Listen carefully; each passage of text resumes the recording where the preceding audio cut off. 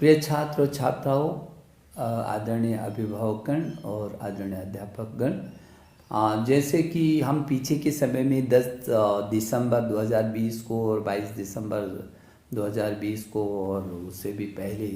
हम लगातार संवाद करते रहे हैं और आपके कई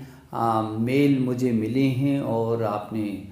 लगातार ये चाहा है कि कब और कैसे करके परीक्षा होंगी। आपके बहुत सारे सुझाव हमारे शिक्षा संवाद में मुझे मिलते रहे हैं और मुझे इस बात की खुशी है कि इस दुनिया के कोरोना काल की जो सबसे बड़ी महामारी और इस संकट के दौरान भी जिस तरीके से आप लोगों ने स्वयं को तैयार किया है,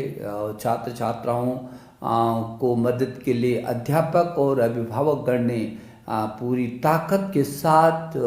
बच्चे की मदद की है, छात्र छात्राओं की मदद की है, अपने बच्चों की मदद की है। मैं विशेष करके अध्यापक गण के प्रति और अभिभावकों के प्रति बहुत आभारी हूँ कि जब पूरी दुनिया एक एक वर्ष पीछे अपने पाठ्यक्रमों को ले गई, अपने सत्र को ले गई, ऐसे अवसर पर हमने अपने बच्चों का साल खराब नहीं होने दिया और बहुत सक्रियता, सजगता और सुरक्षा को साथ ले करके हम लोगों ने परीक्षाएं भी कराई हैं और एक वर्ष पूरी तरीके से बचाया है बच्चों का। और छात्रों ने भी जिस मनोबल से काम किया है और बड़े धैर्य के साथ, पूरी ताकत के साथ जिस ढंग से परीक्षा दी है, ये निश्चित रूप में पूरी दुनिया में एक अपने आप में बहुत अद्भुत उदाहरण है। क्योंकि इस देश का यदि सामर्थ्य देखा जाए तो 1000 से अधिक विश्वविद्यालय हैं और 45-50 हज़ार डिग्री कॉलेज हैं, जहां 1 करोड़ 10 लाख अध्यापक हों और जहां 15-16 लाख स्कूल हों और छात्र छात्राओं की टोटल संख्या यदि देखें तो मैं बार बार कहता हूं कि अमेरिका की कुल जनसंख्या से भी अधिक 33 करोड़ हमारे छात्र छात्राएं हों और जो दुनिया का सबसे बड़ा लोकतांत्रिक देश हिंदुस्तान और कोविड की इस महामारी के संकट में भी पूरी ताकत के साथ हमारे देश के यशस्वी प्रधानमंत्री जी के यशस्वी नेतृत्व में जिस तरीके से हर चुनौती का मुकाबला देश के लोगों ने किया, तो मेरे छात्र छात्राओं, आप भी पीछे नहीं रहे, मेरे अभिभावक भी पीछे नहीं रहे हैं और मेरे अध्यापक तो योद्धा बन करके और सामने रहे हैं। तो मैं समझता हूं कि हमने बच्चों को इस बीच ऑनलाइन पढ़ाया भी है, उनकी परीक्षाएं भी करवाई हैं, रिजल्ट भी दिया और अब हम आगे की इस सत्र की तैयारियों में जुटे हुए हैं। और डिजिटल इंडिया जो हमारे देश के प्रधानमंत्री का विजन था, इस कोरोना काल ने उस विजन को क्रियान्वित किया धरती पर। मैं समझता हूं कि 33 करोड़ छात्र छात्राओं को ऑनलाइन पर लाना दुनिया सोच भी नहीं सकती है। हाँ, अभी कुछ छात्र छात्रा ऐसे हैं जिनके पास स्मार्ट टेलीफोन नहीं है, जहां नेट की सुविधा नहीं है, लेकिन हमने उनको भी वंचित नहीं रखा। हम टेलीविज़न के माध्यम से, रेडियो के माध्यम से, सामुदायिक रेडियो के माध्यम से और जैसे कि one nation one digital platform की हमने बात की थी और वन क्लास 1 चैनल की बात की थी और हमारे स्वयं प्रभा के 32 चैनल जो 24 घंटे हमारे छात्र छात्राओं के लिए समर्पित हैं, DTH पर उनकी समर्पितता है और उसी से जो छात्र दीक्षा पर नहीं आ सके हैं, उसके कारण उनको दिक्कत हुई, मोबाइल में नहीं उसको पा सकें, उनको भिन्न भिन्न तरीके से हम लोगों ने किया। लेकिन मुझे इस बात की खुशी है और ये कहते हुए मुझे गर्व भी महसूस होता है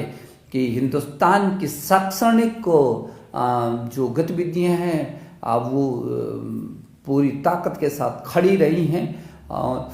चरमराई नहीं है। हाँ, कभी हमने पाठ्यक्रम को कम किया, लगातार हम शैक्षणिक कैलेंडर को जारी करते रहे, हम छात्रों से सीधा संवाद करते रहे, हम अभिभावकों से संवाद करते रहे, हम अध्यापकों से, अब सबसे हम संवाद करते रहे और जो भी कठिनाई आई हमने मिल करके उसका समाधान किया। और मैं अपने अधिकारियों के प्रति भी मंत्रालय के कि 24 घंटे में से 20-20 घंटा, 18-18 घंटे रात और दिन काम करके और जिस तरीके से मेरे देश के इस 33 करोड़ छात्रों में से 25 करोड़ तक ऑनलाइन पर लाने में सफलता प्राप्त किए, दुनिया का अद्भुत उदाहरण है। और हमने जेईई और नीट की भी परीक्षाओं को कराया और बहुत सुरक्षित तरीके से नीट भी दुनिया की सबसे बड़ी इस कोरोना काल की परीक्षा थी और जो बहुत ही सफलतम रहा है। मैं सोचता हूँ कि मनोदर्पण जैसे कार्यक्रमों को भी हमने किया और उससे पहले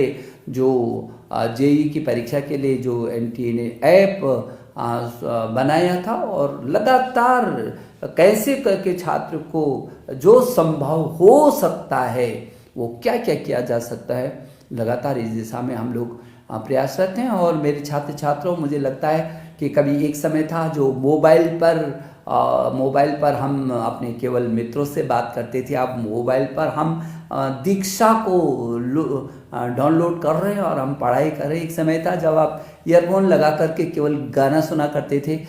लेकिन आज वो ईयरफोन लगा करके आप पाठ्यक्रमों को सुनते। एक समय था जब टेलीविज़न केवल मनोरंजन का विषय होता था, लेकिन आज वही टेलीविज़न हमको शिक्षा के काम में भी ला रहा है, हमारे पाठ्यक्रमों को हमको समझा रहा है। स्वयं प्रभा पर हम उसको अच्छे तरीके से देख पा रहे हैं। तो मैं समझता हूँ बहुत आमूलचूल तेजी से बदलाव आ रहा है। जो नई शिक्षा नीति हम लेकर आए हैं पूरी दुनिया में सबसे बड़े रिफॉर्म के रूप में आ रही है, सारी दुनिया ने स्वीकार। मुझे खुशी है कि हमारे देश ने भी उत्सव के रूप में इस नई शिक्षा नीति 2020 को स्वीकार किया है। मैं समझता हूं कि आपके मन में ज़रूर है कि कब ये परीक्षा, हमने पहले भी कहा था जब पहले के संवाद में कि हाँ, फरवरी तक आपकी कोई परीक्षा नहीं होगी, क्योंकि आपकी अनिश्चितता सी बनी है। जनवरी और फरवरी, जनवरी आ गया और पहले जनवरी फरवरी में प्रैक्टिकल भी शुरू हो जाते थे, परीक्षाएं शुरू हो जाती थी, तो मार्च तक वो पूरी होती थी। और इन परिस्थितियों में बहुत आपसे संवाद करने के बाद और व्यापक परामर्श करने के बाद अब हम लोग इस निर्णय पर पहुंचे हैं कि जो बोर्ड की परीक्षा है हमारी, वो बोर्ड की परीक्षा जो 10वीं और 12वीं की जो बोर्ड की परीक्षा है, वो बोर्ड की परीक्षा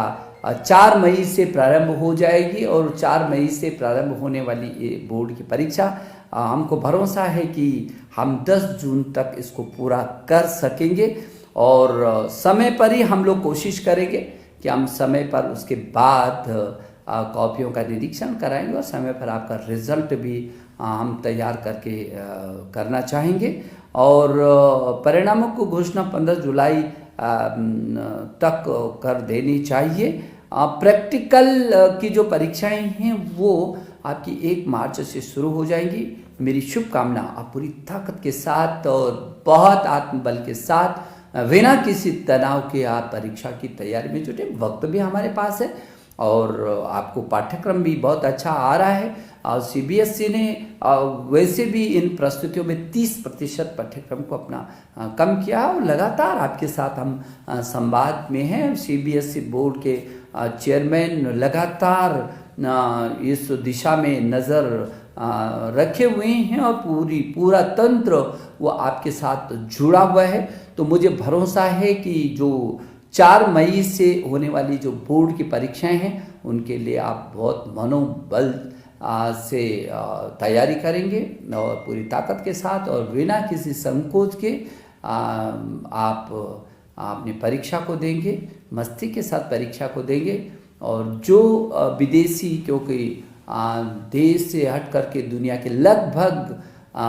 25-26 देशों में जो सीबीएसई के स्कूल चल रहे हैं, दुनिया के इन 25 देशों में रहने वाले छात्र छात्राएं भी यदि मेरी बात को सुन रहे हैं तो उनको कोई चिंता करने की ज़रूरत नहीं है। उनके भी हर समाधान को करने की हम कोशिश कर रहे हैं। मेरे प्रिय छात्र छात्राओं, 2020 बहुत योद्धा की तरह आपने इस 2020 को आप विदाई दे रहे हैं और मैं नए वर्ष की